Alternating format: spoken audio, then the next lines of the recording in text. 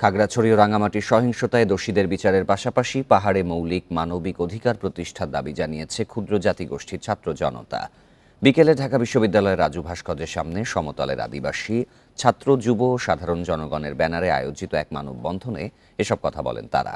এ সময় বক্তারা পাহাড়ের সহিংসতার সব ঘটনা জাতিসংঘের অধীনে তদন্ত, শান্তি চুক্তির যথাযথ বাস্তবায়ন, আদিবাসী হিসেবে সাংবিধানিক স্বীকৃতি সহ বিভিন্ন দাবি তুলে ধরেন। পরে ক্যাম্পাসে একটি বিক্ষোভ মিছিল বের হয়। আমরা আদিবাসীরা আমিতালের এই সন্ত্রাস বিরোধী রাজু ভাস্কর্যের সামনে এইভাবে নিপীড়ন করে তাদের জায়গা থেকে তাদেরকে ভূমিহীন করা হয়, গৃহহীন করা হয়, তাহলে আদিবাসীরা এখনো তাদের ন্যূনতম মৌলিক অধিকার থেকে বঞ্চিত। আদিবাসীরা প্রতিনিয়ত নিরাপত্তাহীনতার মধ্যে বসবাস করছে। পাহাড় এবং সমতলে আদিবাসীদের ভূমি বেদখল, উচ্ছেদ, ধর্ষণ ও হত্যা ঘটনা দিনকে দিন বেড়ে যাচ্ছে। গত 50 বছর ধরে পাহাড় এবং সমতলে বহু আদিবাসী মানুষ তাদের ভূমি হারিয়েছে।